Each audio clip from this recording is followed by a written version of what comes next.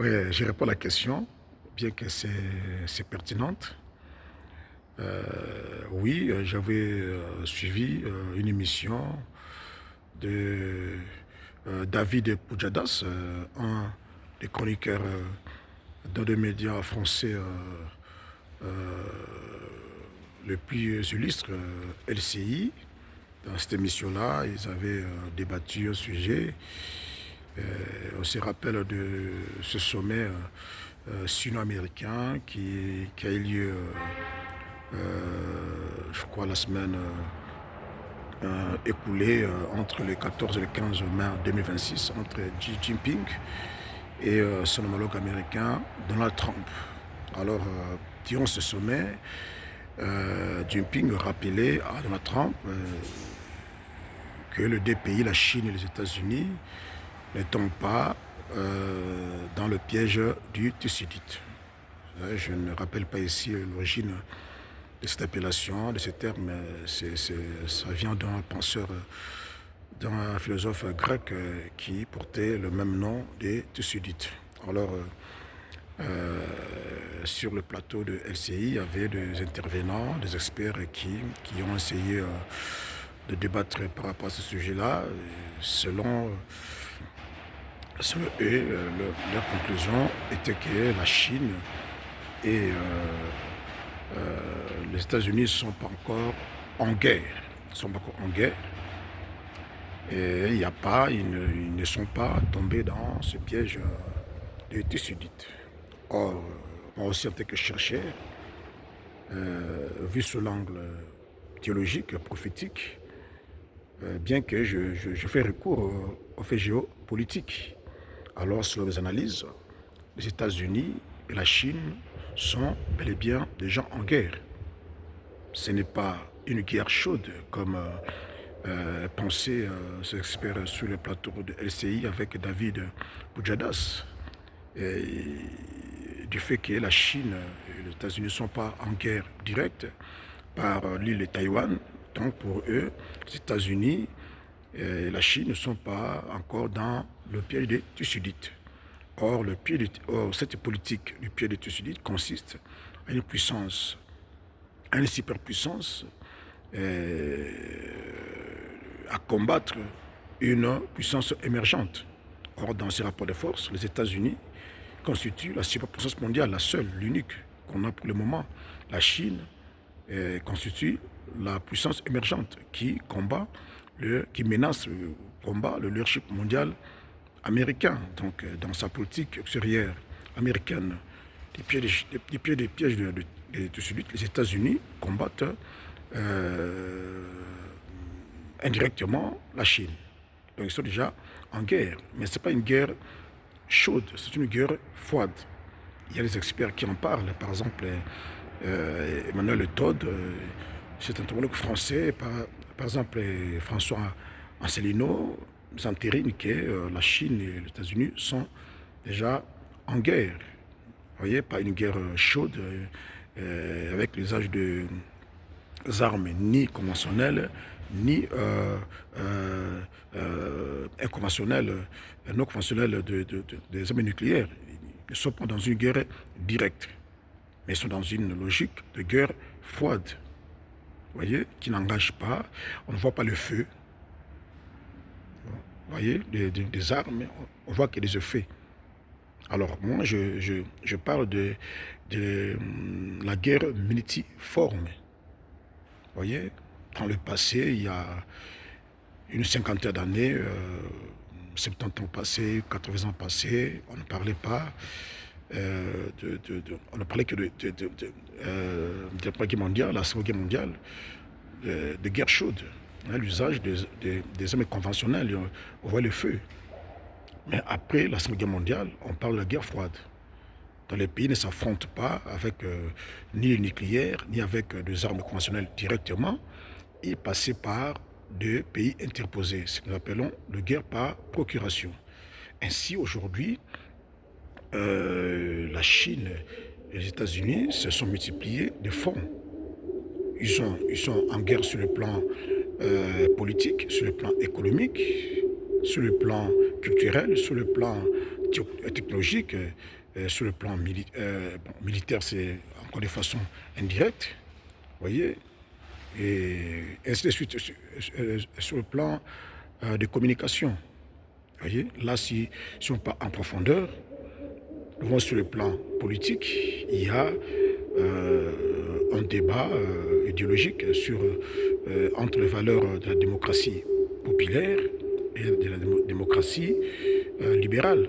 D'ailleurs, aujourd'hui, pour d'autres experts, Donald Trump, au chevet de Jinping en Chine, c'est la victoire de la démocratie populaire, c'est la démocratie libérale, parce que Donald Trump est parti à la recherche d'un appui stratégique auprès de Jinping pour décanter la situation du blocage du détroit d'Ormuz en Iran. Vous voyez, et pour moi, c'est une victoire relative, parce que je vois dans cette victoire idéologique chinoise, prenons ça entre guillemets, il y a un mélange de la démocratie populaire et l'économie de marché que les Chinois ont emprunté du capitalisme, un modèle américain, pour créer ce qu'on appelle la voie chinoise, qui a amené aujourd'hui la Chine comment dirais-je, la Chine gagne la guerre économique. La Chine n'a pas encore gagné la guerre économique. Elle gagne, n'a pas encore gagné la guerre économique. Vous voyez, donc c'est relativement général. On parle de la victoire de la démocratie populaire sur la démocratie libérale, parce que la Chine, la Russie montre le muscle sur ce point-là. Vous voyez, il y a des pays du tiers-monde qui emboîtent le pas, qui vont vers le pays de la démocratie populaire. Donc c'est une sorte de victoire. Mais on sait, en réalité, la démocratie est le moteur du développement. Vous voyez, donc c'est aussi relatif. Alors,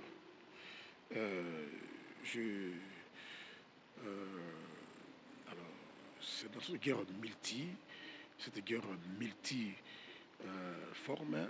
il y a la guerre sur les formations,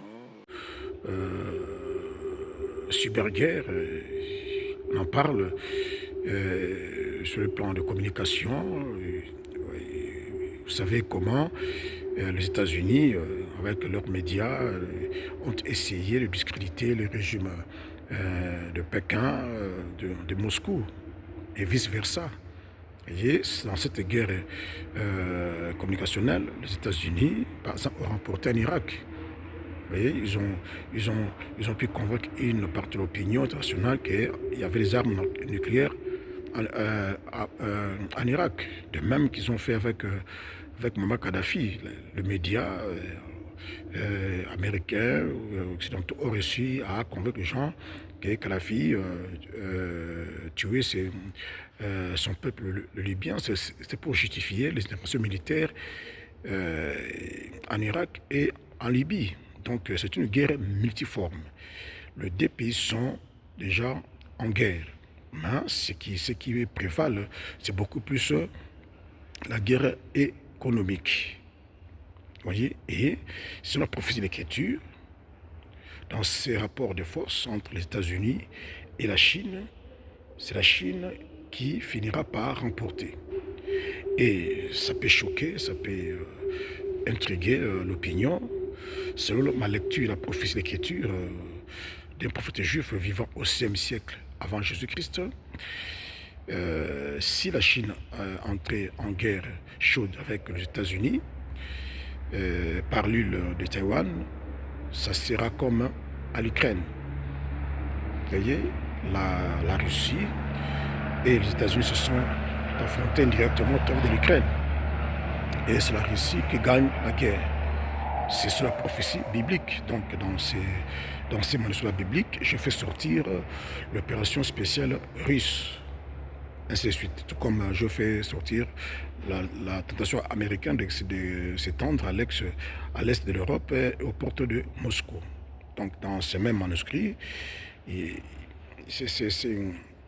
C'est une déduction très prophétique. La Chine gagnera au cas où les États-Unis enclenchaient une guerre chaude par les Taïwan pour affaiblir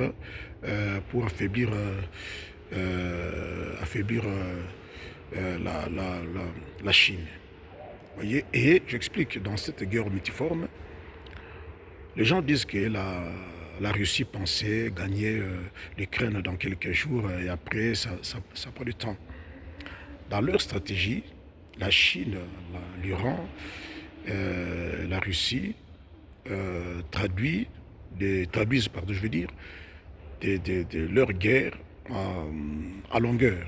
Hein, ça devient des guerres d'attrition, de guerres d'usure, dans le but de saigner financièrement les États-Unis, comme c'était le cas avec l'Union soviétique. Les États-Unis avaient gagné la guerre au travers de la course en armement, essentiellement nucléaire, par rapport à l'Union soviétique, en saignant financièrement l'Union soviétique qui s'était effondrée. La Chine, la Russie, l'Iran utilisent la même chose. Et la Chine, dans ces conflits multiformes, essaye d'exploiter partout des conflits. Il y en a où les États-Unis s'enlisent. Vous voyez, les États-Unis, sur la prophétie de l'Écriture, passent par des partenaires stratégiques de la Chine et de la Russie pour combattre ces deux puissances. Et ces deux puissances, dans leur stratégie de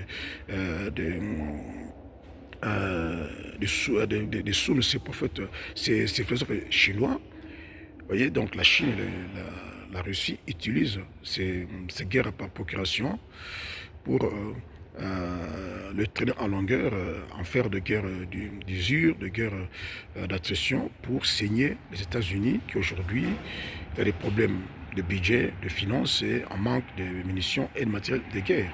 C'est ce que la prophétie, l'écriture dit dans la Bible au VIe siècle, que j'ai exploité dans mes recherches que chercheurs pour faire comprendre à l'opinion que l'histoire de l'humanité a été écrite en avance, en ligne essentielle, de façon condensée, de façon concise par les prophètes juifs qui sont en train de développer avec la prophétologie pour faire comprendre aux gens que l'histoire de l'humanité a été écrite en avance et que Dieu veille à l'accomplissement de l'histoire de l'humanité dans le moindre détail au travers des puissances, des dirigeants mondiaux comme Donald Trump, comme Jinping, comme Vladimir Poutine, comme Ursula von der Leyen, comme Marco Rutte, comme Judy Vance, comme Pete Hegseth, comme Witkoff, comme Macron, comme Friedrich Merz, l'Allemagne, ainsi de suite. Donc,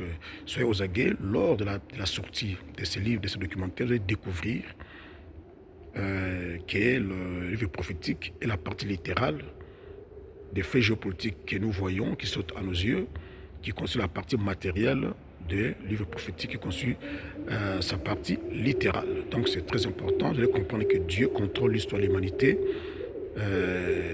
selon sa volonté, selon son sien, en bien et en mal. Ces dirigeants mondiaux de grandes puissances, Donald Trump, Jinping, Vladimir Poutine, accomplissent inconsciemment des vieilles prophéties bibliques pour l'accomplissement du plan de Dieu. Alors je parle de cela sous l'angle théologique. Voilà, donc abonnez-vous massivement dans notre chaîne YouTube Bakour TV. Comme je dis, bientôt je vais procéder à des explications pour faire comprendre en profondeur l'opinion, parce que c'est une connaissance qui est verrouillée, qui est si profonde. Alors je vais accompagner ces livres, ces documentaires avec des cours en ligne, vous voyez, qui vont nous permettre de bien comprendre que l'histoire de l'humanité a été écrite en avance. Vous voyez, c'est pour un but purement théologique, ça je vais en expliquer dans mes interventions. Donc abonnez-vous massivement, enclenchez la cloche de notification, commentez, likez, parce que cela va me permettre de m'ouvrir et me permettre aussi au YouTube d'enclencher certaines options qui vont nous permettre à nous tous d'aller en profondeur pour comprendre cette nouvelle doctrine, cette nouvelle approche dans le prophétisme. Voyez, donc à partir des manuscrits bibliques, j'explique les faits géopolitiques mondiaux. Donc mon nom c'est Kibakuri Kiboulou, je suis érudit, voilà, c'est tout. Merci, à bientôt, à la prochaine.